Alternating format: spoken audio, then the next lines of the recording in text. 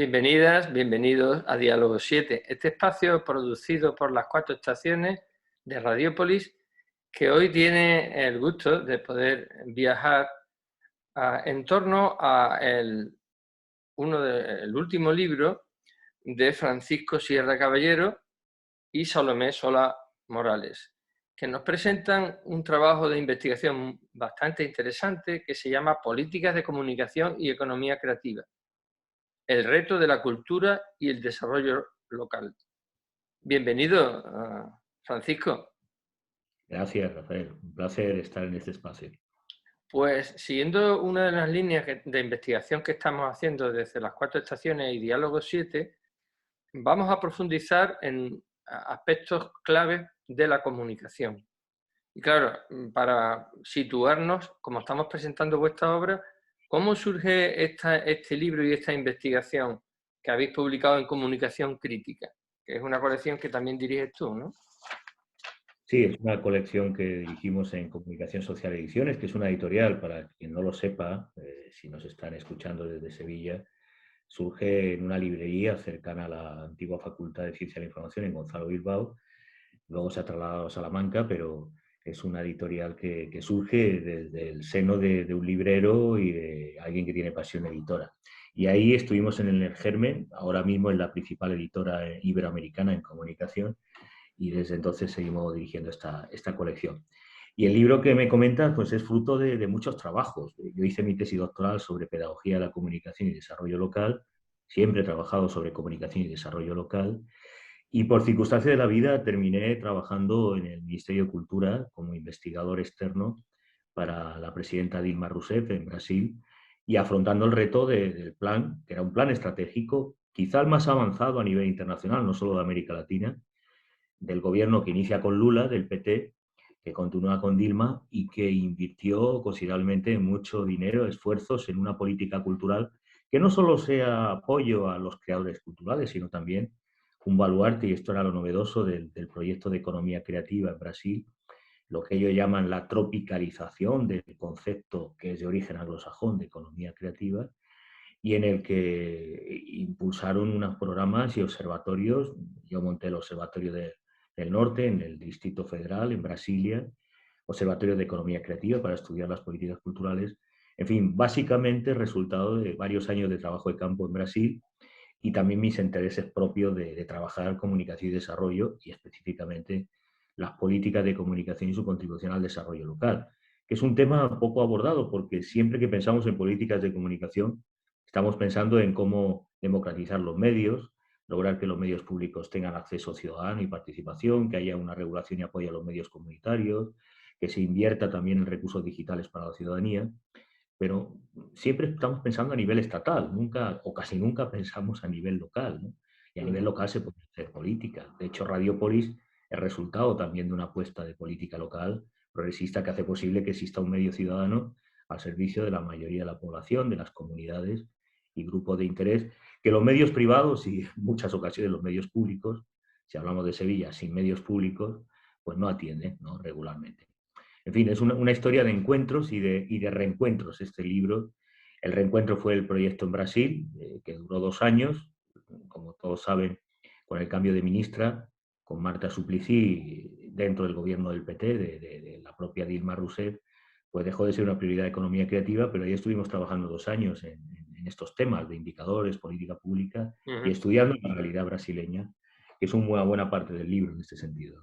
En ese sentido, como tú dices, aparte eres catedrático de Teoría de la Comunicación de la Universidad de Sevilla, por si alguien no lo sabe, una persona que llegue a escuchar este vídeo o a verlo, y eres un investigador, como nos estás contando, y se nota que, claro, has estado a pie de fábrica y que has estado en el terreno. Se nota que una de las partes que a mí por lo menos más me han gustado precisamente es toda la parte de investigación que habéis hecho en Brasil, porque me parece que tiene un rigor y unas conclusiones bastante interesantes, a pesar de, ahora hablaremos un poquito qué ha pasado en Brasil, cómo ha podido ocurrir lo que ha ocurrido. Y también eres una persona muy implicada, ¿no? Por ejemplo, presidente de la Unión Latina de Economía Política de la Información, y aparte también está bastante implicado en otras organizaciones culturales, políticas, social. Por tanto, es una persona bastante comprometida y eso también nos gusta, ¿no? Porque más allá de la teoría, que está muy bien, que seamos pues, estudiosos en la universidad, pues también que compartas tu experiencia pues, en el terreno, que seas capaz de irte hoy, que eso es un poco, no sé, parece que eso de colaborar con otros países, hay personas que aquí en nuestro país no lo entienden. Yo lo defiendo, creo que es muy interesante esa labor que estáis haciendo, de poner vuestro conocimiento en manos de las personas que lo necesitan, ¿no? Y por tanto con una actitud comprometida, ¿no? Entonces, en esta primera parte vamos a ir un poco al grano y después ya iremos un poquito desmenuzando las conclusiones a las que habéis llegado, ¿no? El título es muy potente y para los que sabemos menos de economía creativa, ¿nos podría hacer un poco una pequeña introducción explicándonos cómo enlazan las políticas de comunicación en este modelo que vosotros más o menos habéis estudiado, estáis estudiando de economía creativa, para los que menos Bien. sabemos de la economía creativa? Es un concepto que popularizó la administración de Tony Blair en Inglaterra y es un poco ampliar el concepto de política cultural. Normalmente, cuando hablamos de políticas culturales, estábamos pensando en las bellas artes, ¿no? En ese sentido era una visión muy clásica y restrictiva. El gobierno de Tony Blair apostó por elementos que no formaban parte de la agenda de política cultural. Pienso en el diseño, en el arte urbano, en la gastronomía, en sectores anexos que podían incorporar valor. Esto en un contexto de desarrollo del capitalismo, algunos lo denominan capitalismo cultural, en el que, digamos, el trabajo inmaterial, todo aquello que tiene que ver con lo simbólico, con la cultura, pues empieza a tener un valor importante para el desarrollo nacional. Todos siempre citan el caso de Estados Unidos, no es nuevo, desde los años 60 hablan de sociedad postindustrial y hablan de un sector cuaternario, tenemos un sector primario de lo que sería el sector agropecuario, el sector industrial, el sector terciario, servicios, y siempre de los años 60 se ha hablado del sector cuaternario. Así surge la economía de la información. Antes citaba Rafael Ulepic. Bueno, la economía de la información surge de una perspectiva neoclásica, de una visión conservadora de la economía. Y esos discursos han estado presentes, pero a partir del gobierno de Tony Blair, esta idea de economía creativa llama la atención porque hay una serie de procesos vinculados a la tecnología de la información en el que se dan confluencias o convergencias de sectores que no eran habitualmente conexos, ¿no? Pienso en el turismo y la industria musical, la industria discográfica, Mm. pienso en la importancia que tienen las tecnologías de la información con el diseño y con el territorio y el urbanismo. Es decir, una nueva realidad que llevó a este concepto que tuvo éxito y fue asumido por la Unión Europea, fue asumido también por organismos internacionales y algunos otros países, en primer lugar, gobiernos como el colombiano en Bogotá y también el gobierno brasileño, por supuesto Estados Unidos, empezaron a impulsar esta idea de economía creativa, también de la economía naranja y de sectores que han tenido impacto en el territorio, ¿no?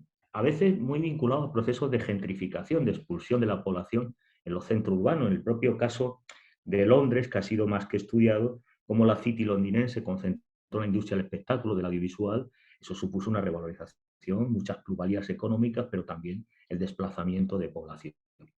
Más allá de esta lectura, que es la de Tony Blair, lo cierto es que la economía creativa designa un campo de convergencia de los sectores tradicionales de lo que llamamos industria cultural, medios de comunicación, publicidad, videojuegos, industria de entretenimiento, y los nuevos sectores emergentes, sectores vinculados al arte urbano, vinculados a las nuevas tecnologías de la información, a otros servicios que son nuevos en la realidad, y también sectores que habían sido dejados de lado por la política cultural. Pienso, si hablamos del caso Brasil, de artesanos, pienso de sectores creativos vinculados a las culturas populares. Por ejemplo, una de las cosas más interesantes de la política cultural en Brasil es el reconocer como actividad cultural y agentes culturales pues el candomblé, es decir, la tradición afro-brasileira, Mm. y los mestres, los maestros del candomblé y de otras manifestaciones culturales que estaban consideradas marginales y que en la política pública se consideran no solo un Mm. elemento de reconocimiento a tomar en cuenta en la política de Estado, sino también un factor de motor de desarrollo económico, es decir, de creación de empleo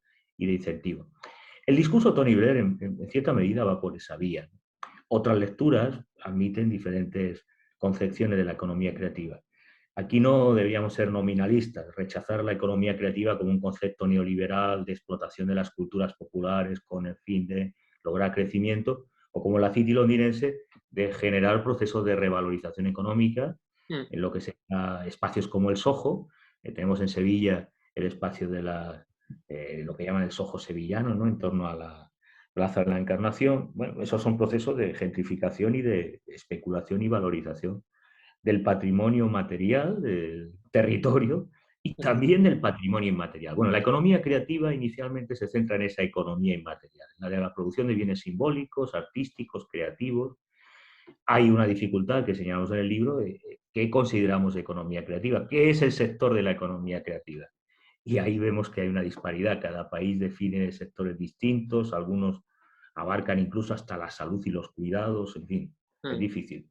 Pero bueno, designaría, por resumir mucho a tu pregunta, un campo de explotación de la economía simbólica, de la economía de la cultura, en el que incluimos sectores emergentes como las nuevas tecnologías que no habían sido tomados en cuenta antes, ¿no?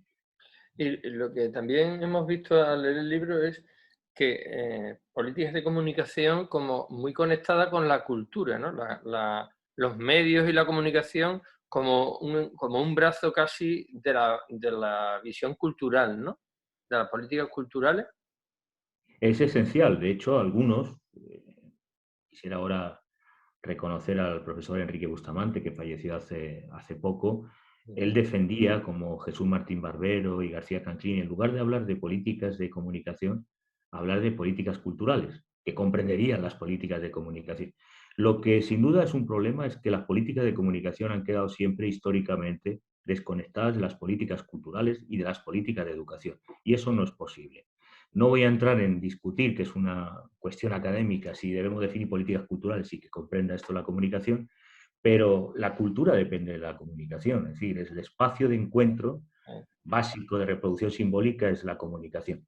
Y por tanto, la principal política cultural es la política de comunicación. Algunos somos partidarios de que hay que hablar de políticas de comunicación y cultura, de que deben estar conectadas para el desarrollo no solo de la conciencia de la población, de su recreo, de su formación ciudadana, sino en términos también de los agentes culturales, todos los sectores, música, danza, mm. teatro, cualquiera que hablemos, va a depender de la capacidad de difusión que tienen los medios de comunicación. Por tanto, la función de política pública en esta materia debe estar conectada a la política cultural, necesariamente.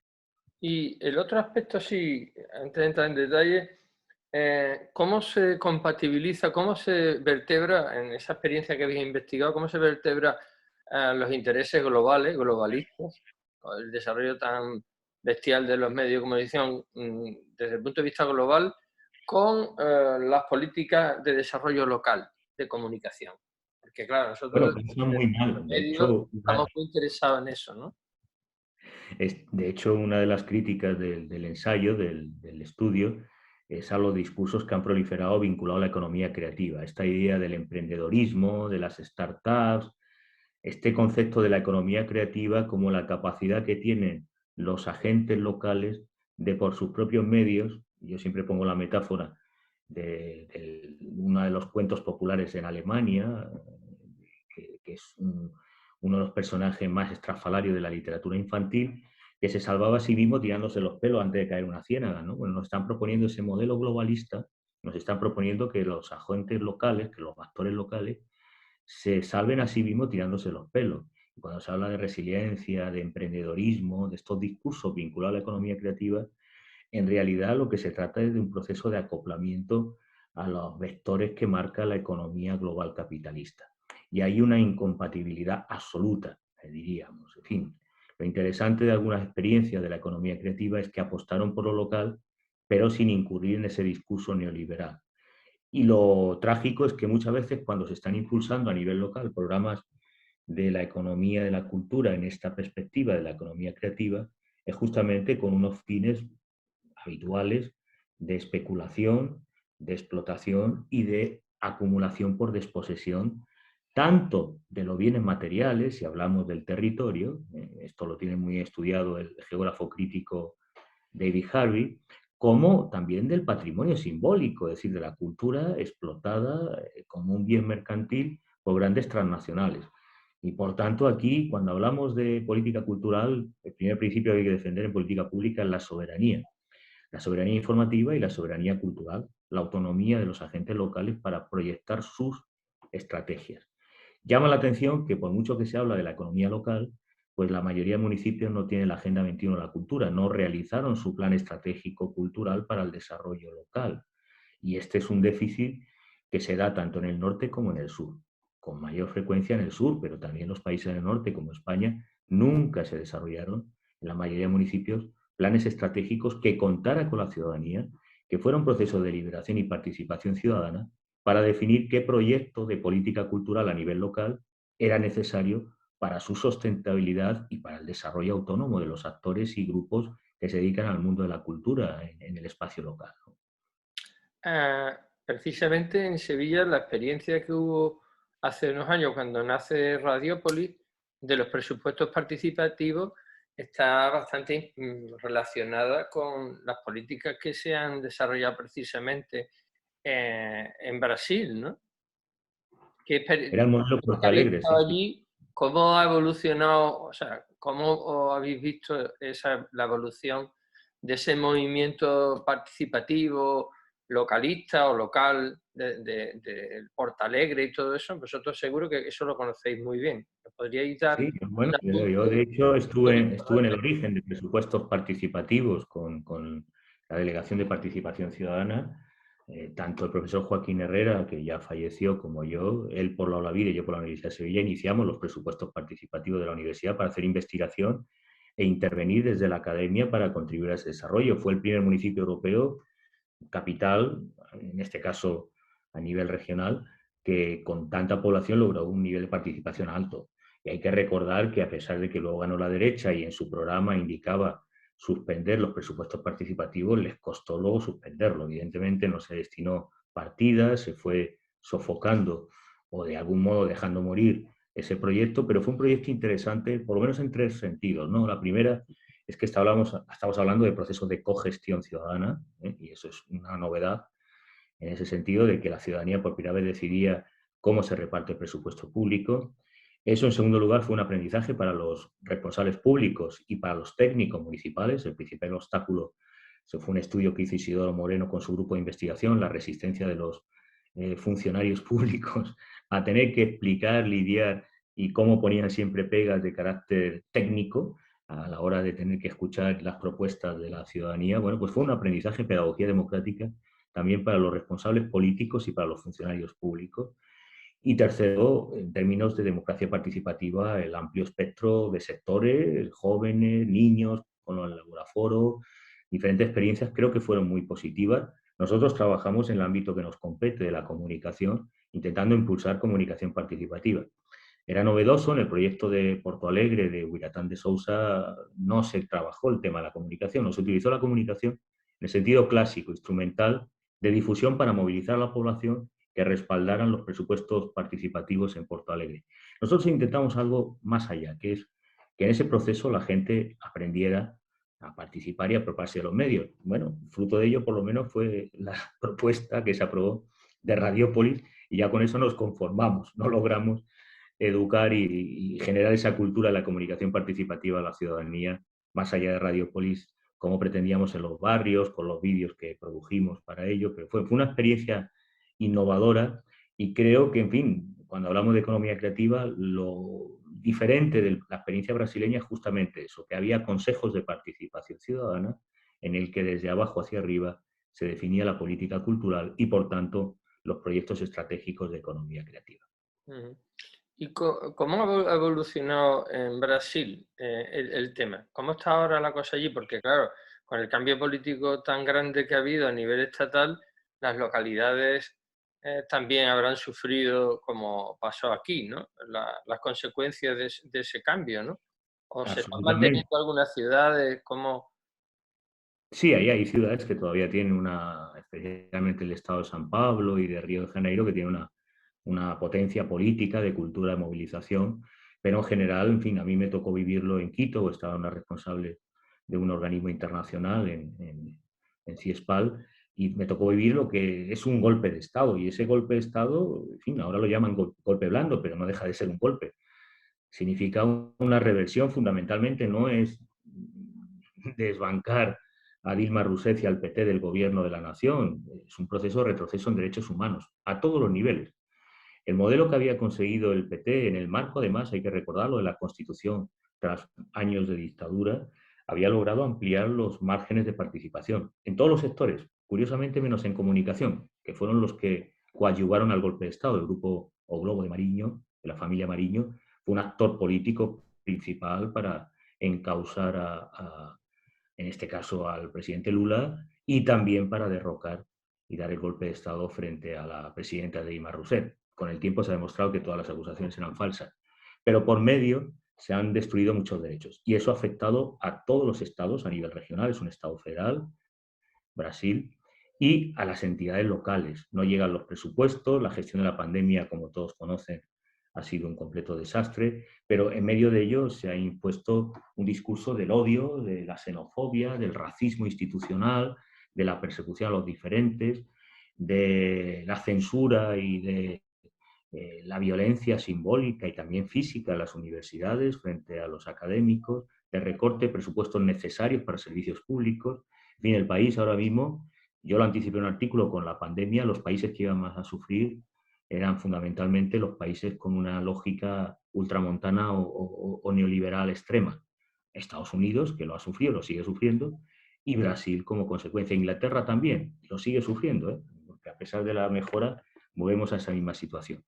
Y en ese escenario, pues los entes locales han sufrido bastante y están en una situación de precariedad absoluta. Confiamos que el 2022, salvo que den un golpe de Estado de nuevo, las elecciones las ganará Lula da Silva. Eso, hay dos opciones: o Lula es presidente o de nuevo golpe de Estado militar, para evitar la voluntad democrática, que es muy obvia, y estamos hablando de más de 15 puntos de diferencia con Bolsonaro o con cualquier otro candidato que se presentara, ¿no? Nos hemos ido un poquito del libro, pero la verdad es que creo que nuestros escuchantes y nuestros televidentes, la gente que nos ve a través de YouTube, en el canal de Diálogo 7, pues van a agradecerte esta información que nos estás dando, porque por desgracia los medios de comunicación pues solo nos cuentan parcialmente, muchas veces, todos estos temas, ¿no? No está llegando sobre todo la información de lo que hace la oposición, aunque sí sabemos que Lula da Silva ha sido exonerado de sus cargos. En fin, desde el principio se olía aquello todo muy mal, ¿no? Se vio que fue una persecución. Entonces vosotros, sobre todo, por lo que hemos ido viendo en vuestros estudios, en la primera fase es donde parece que hay un intento del gobierno de Lula y tal, es donde se intenta desarrollar, darle una visión más progresista al modelo que vosotros habéis estado estudiando, ¿no? Tanto, sobre todo en Brasil, aunque también tenéis un capítulo sobre la Unión Europea, ¿no? Ese paradigma que vosotros habéis estudiado, ¿podríais darnos alguna pincelada más al respecto de cómo lo habéis visto allí en Brasil o cómo se está intentando desarrollar? Bueno, pues la política cultural brasileña, yo siempre digo, cuando me preguntan o tengo alguna intervención como esta, que agradezco, señalar que es la más avanzada a nivel internacional. La política cultural brasileña, mérito de Lula y del ministro, de Gilberto Gil, un Sí. músico, que no pareciera que al frente de un ministerio despistado, no, no. Estableció vales para el consumo, es decir, amplia mayoría, millones de población que no podían acceder a conciertos, al cine. Bueno, pues creó un vale cinema para que la gente una vez por mes fuera al cine con un ticket que daba el Estado. Eso alimentó el cine brasileño con otras medidas, ¿no? Superando decisiones y política anterior de subvenciones que era muy restrictiva y que limitaba el alcance. Bueno, pues el periodo de mayor expansión e internacionalización de la industria audiovisual brasileña fue justamente con esa política. En buena medida también porque se le daba a las masas populares la posibilidad de ir a un concierto de música, ir a ver el cine, aparte de la Bolsa Familia, que es política social, no tiene que ver con política cultural, eso fomentaba o permitía una vida más o menos en condiciones dignas para poder también disfrutar en su tiempo de esparcimiento del ámbito de la cultura. Se establecieron consejos sectoriales sobre los diferentes áreas de cultura, desde el cinema al diseño, pasando por el tema de lo digital. Sí, sí, es Se crearon un proceso participativo, ¿no? Real, o sea, un porque... proceso muy participativo. Y esto es lo interesante, pues la política cultural y toda la política pública del PT se hizo con consejos ciudadanos. Ahí había sus representantes, un país muy complejo. Piensen que Brasil es prácticamente un continente, como Europa, prácticamente muy grande. Pero de abajo hacia arriba se definía la política pública en todas las áreas, menos en comunicación, en vivienda, en el caso de política económica, en fin, en todos los sectores estratégicos había una representación, en cultura también. Y lo que se decidía en las conferencias de cultura era el plan de gobierno, y ese plan de gobierno se cumplía, ¿no? Por ejemplo, hubo cosas novedosas que impulsó Gilberto Gil, que es convertir espacios, imaginen en Sevilla la Carbonería, pues declararlo punto de cultura. ¿Qué significa un punto de cultura? Que se considera como un centro cultural del Estado. Se daba financiación para una programación y sostenerla. Evidentemente había que justificarla, pero eso permitió en las favelas convertir espacios que era una radio como Radiopolis, una radio comunitaria, una radio popular, convertirla en un centro de cultura, un espacio donde se formaban las escuelas de samba, convertirlo en un espacio o punto de cultura, un espacio ciudadano como podía ser un bar que la gente socializaba, si tenía un agente cultural y actividades, se presentaba un proyecto y se convertía en un punto de cultura. Eso significó no solo que se multiplicaron los gestores culturales, sino que se multiplicó la oferta y también el acceso al consumo cultural de la ciudadanía. Y como esta medida podríamos señalar otra más que impulsó Gilberto Gil y que fue una revolución en la política cultural, y no diría para Brasil, diría que ha sido la política más avanzada. Por el método de participación, por soluciones creativas como los puntos de cultura, por los resultados y eficiencia en cuanto a crecimiento de la oferta y la política cultural en el país, y desde luego que por primera vez Brasil empezó a sonar en el campo cultural. Yo he puesto el ejemplo del cine porque sí que ha habido siempre buen cinema brasileiro, pero en cantidad no tanta. Y la gestión de Gilberto permitió, con los fondos de inversión y con el Vale Cinema, en el que las familias iban al cine una vez por mes al menos, pues multiplicar el consumo, la oferta y la sostenibilidad de la propia industria cinematográfica del país, ¿no? Bien, fue un proceso revolucionario y de ahí arranca, poquito después, con su sucesor en el Ministerio de Cultura, esa idea o proyecto que empieza a vislumbrarse de la economía creativa que incluía pues, sectores no tradicionales del Ministerio de Cultura, como el caso de los artesanos, por ejemplo, ¿no? Sí, ahí además como la cultura no vista como se suele plantear aquí en Europa, o al menos en España, ¿no? Como una especie de ministerio florero, ¿no? O oculto dentro de otros ministerios, sino que parece que se intentó conectar a través de los consejos, pero también coordinar tanto con otros ministerios y también una estructura de abajo arriba y viceversa, ¿no? O sea, que llegar a las localidades, lo que contáis es que hay una organización cultural bastante bien labrada y eso también es importante para, no solo ya para un país tan grande como ese, sino para cualquier país donde se quiera que la cultura realmente llegue a los más necesitados, ¿no? Sí, es una cuestión preocupante porque los gobiernos, no sé si analizan las estadísticas, pero el sector cultural es un sector importante en la economía y lamentablemente en política pública en países como España siempre ha estado desatendida, en general en Iberoamérica, ¿eh? Apenas en los años 80 empezamos a hacer políticas culturales, otros países, caso Francia o Inglaterra, de los años 70 vienen formulando políticas hacia adentro y hacia afuera. Pero bueno, en este caso estamos hablando de un sector que en el PIB, que fue la apuesta brasileira por la economía creativa, Mm. está hablando del 20-30%, es decir, que a través de la samba, del artesanado, de las culturas populares, de la de cine, en fin, de una serie de industrias, podría impulsarse un motor económico importante de exportación. Y estamos hablando de un país que es ultranacionalista y que siempre ha vivido encerrado, ¿no? Algunos se atribuyen a la variante lingüística, ¿no? A que su lengua les ha mantenido aislado del resto de América Latina. Ha llegado la samba, ha llegado algunas manifestaciones culturales, pero la diferencia idiomática, se ha argumentado históricamente, ha mantenido aislado al país.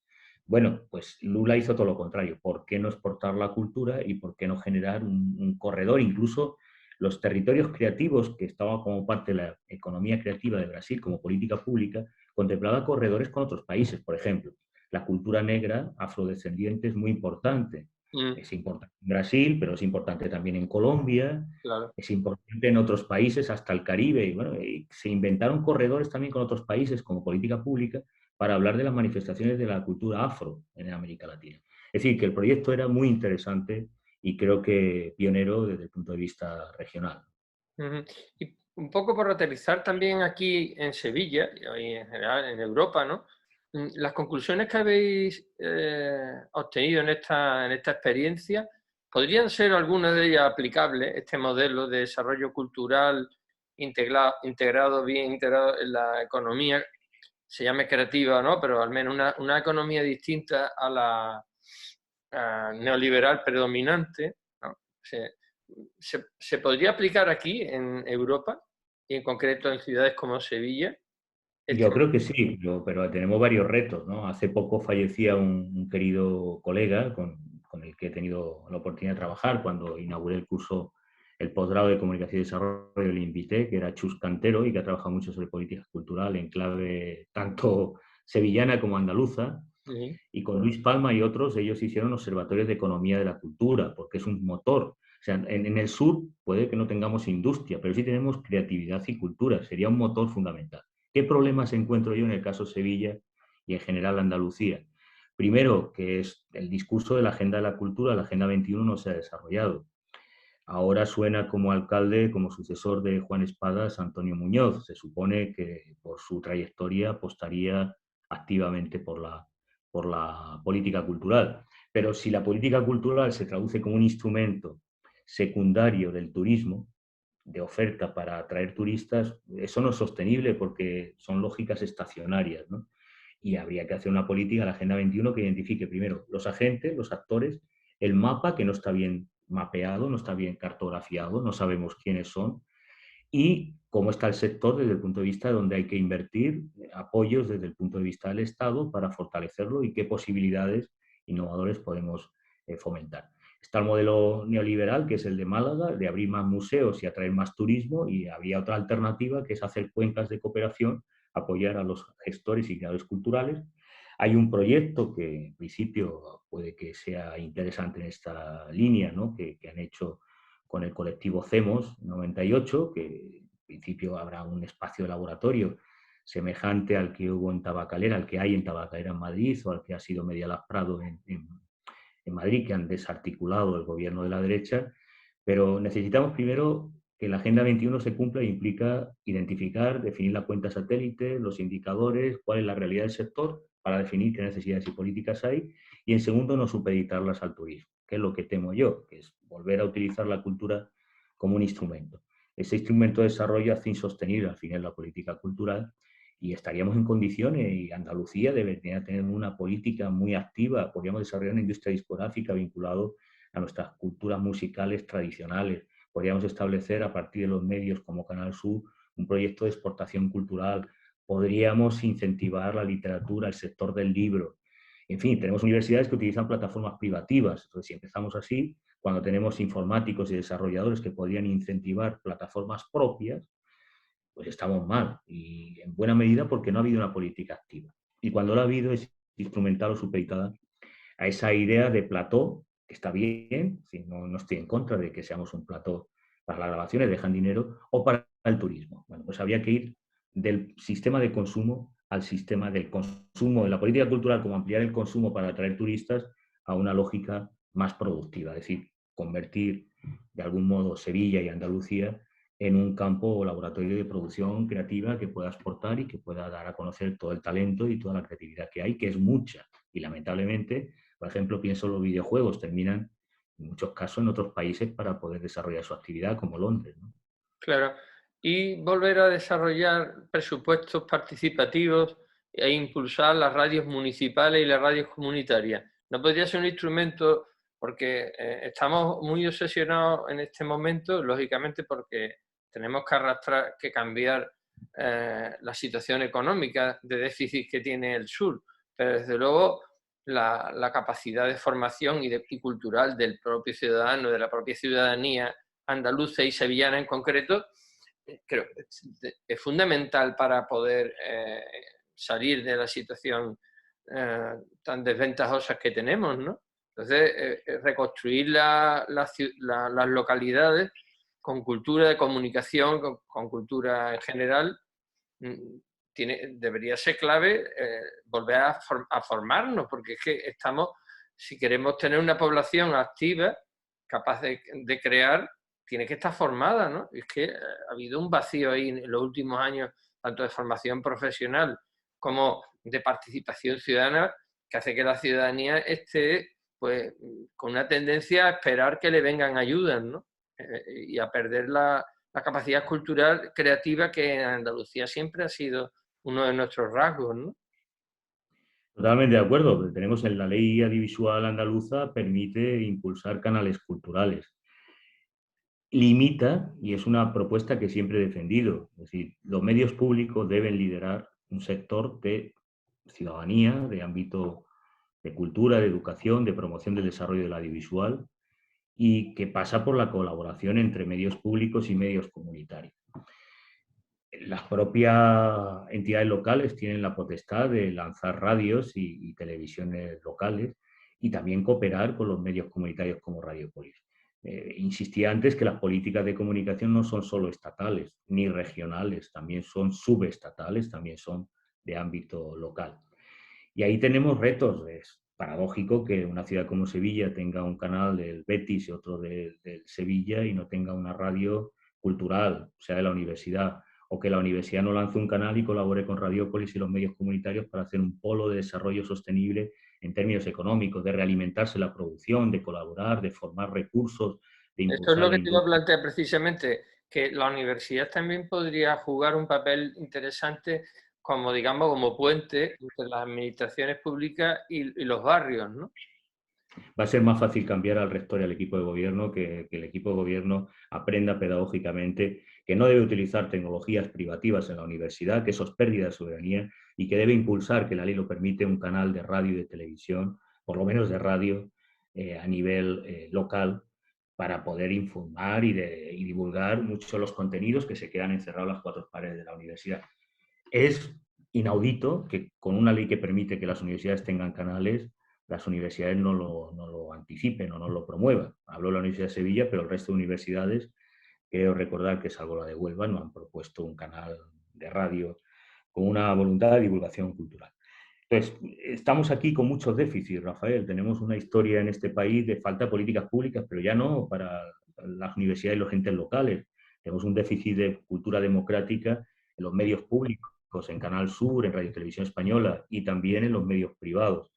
Y tenemos que hacer algo de pedagogía para poder avanzar en políticas activas que contribuyan a eso, a colaboración de los públicos y los comunitarios, de incentivar el desarrollo económico y no lo que estamos viviendo aquí, es decir, una oferta repetitiva, dominada por un duopolio televisivo y audiovisual que además asfixia cada vez más a los medios públicos y que no tolera los medios comunitarios. Vamos a ver la llamada ley Calviño en qué queda, pero francamente está amenazando a los medios públicos y también a los comunitarios, ¿no? Que si deja de nuevo una situación de alegalidad, ¿no? de arbitrariedad al poder de turno, ¿no?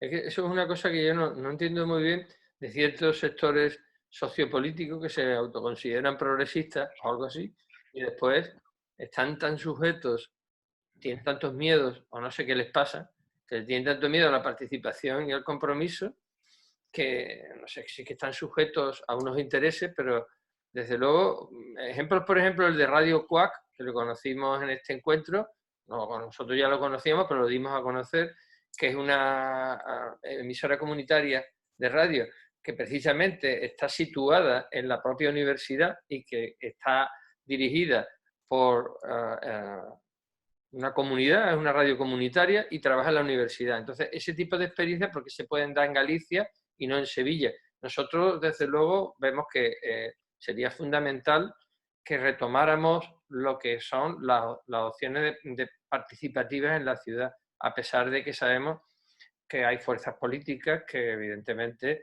no están nada por la labor, pero hay otras que deberían de estarlas, pero que les está costando entenderlo.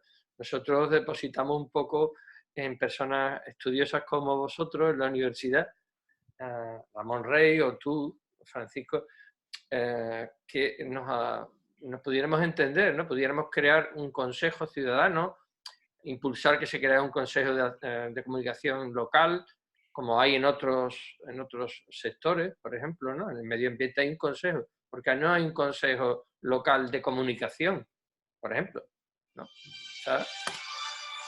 Entonces, en ese sentido, creo que este encuentro, por lo menos a nuestros escuchantes, les puede gustar porque hemos debatido al mismo tiempo desde vuestra experiencia y vuestro libro, y al final la vida nos ha llevado un poco a aterrizar también en la práctica. Y creo que ese lenguaje entre teoría y praxis real puede ser bastante fructífero, ¿no te parece? Desde luego, los que somos de la filosofía de la praxis no entendemos ninguna discusión teórica ni académica fuera de la práctica real. Y hay que retomar tus palabras. Esperemos que el próximo gobierno municipal sea de progreso y que ahí se demande y se exija, por lo menos cuenten conmigo para hacerlo en colaboración con Radiopolis y el grupo de investigación para exigir una política activa que presupone en primer lugar un consejo ciudadano y en segundo lugar también medios locales, ¿no? Medios municipales que contribuyan a esa colaboración y a la producción de contenidos propios. Hay muchos municipios que ya tienen sus radio y televisiones. Hay que decir que el borrador de proyectos, espero que acepte la enmienda, pues amenaza de muerte a los medios públicos locales, ¿no? Además de a los medios autonómicos, como es el caso de Canal Sur, ¿no? Sí. Pero bueno, habrá que dar esa disputa y esa disputa hay que hacerla políticamente y cuando se forme el nuevo gobierno, en el caso del municipio de Sevilla, pues solicitar una reunión y exigir que haya un consejo de participación. Yo de luego lo trasladaré a las fuerzas de progreso que por lo menos escucharán esa propuesta, ¿no? Vale, muchas gracias.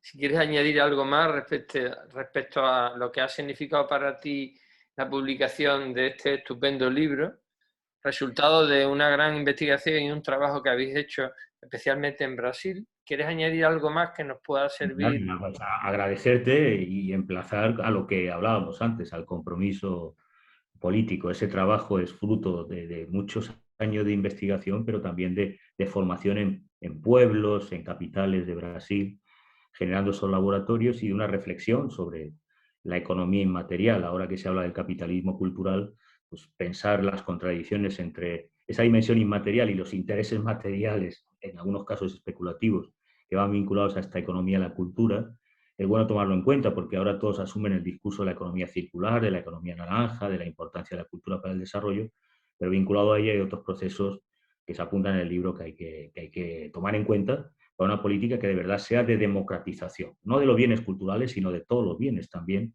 de las condiciones de vida, de dignidad y de desarrollo de la gente común, de los sectores populares que son los que más necesitan política cultural, pero para otro tipo de ciudadanía, ¿no? Para otro tipo de espacio local. Pues a ver si voces como la vuestra se escucha por las personas que están haciendo esta ley a nivel estatal ahora mismo y también por las personas que en Andalucía tienen que desarrollar la ley andaluza, ¿no? Que aquí tenemos una ley andaluza, pero que no se acaba de desarrollar en la línea que se creó, que ya tenía dificultades, como nos contaba la compañera que participaba, María, en Limón, en el proceso de elaboración de esa ley.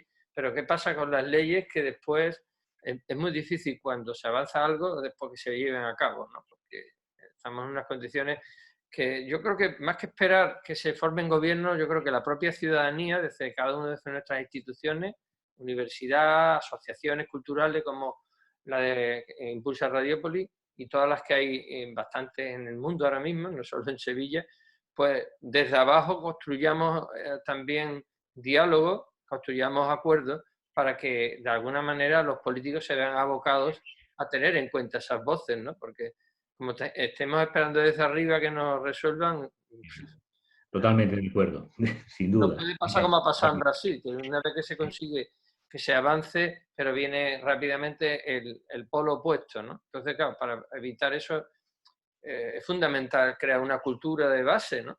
Yo creo que por eso se empeñan en que no avance la cultura, porque con una cultura de base de verdad, de participativa y crítica, esos cambios de pendulares tan fuertes que se están dando se podrían dar, pero de una manera por lo menos más consciente, ¿no? No solo a base de manipulación y de miedo, ¿no? Como han conseguido en Brasil o como también consiguieron en un momento dado aquí en Sevilla, ¿no? Cuando después de que hubiera un presupuesto participativo nos fuimos al otro extremo. Entonces, también dialogar con las fuerzas menos proclives a la participación y ver también cómo crear acuerdos para que se creen consensos otra vez, ¿no? Acuerdos generales para que no se supriman cosas tan importantes como unos presupuestos participativos, ¿no? No sé si Sí, eso es algo totalmente de acuerdo. posible. A ver si podemos avanzar y desde luego hay que organizar para resistir y luchar para poder conseguir derechos. Así ha sido la historia de la humanidad y así va a ser para el campo de la comunicación y la cultura. Qué duda cabe.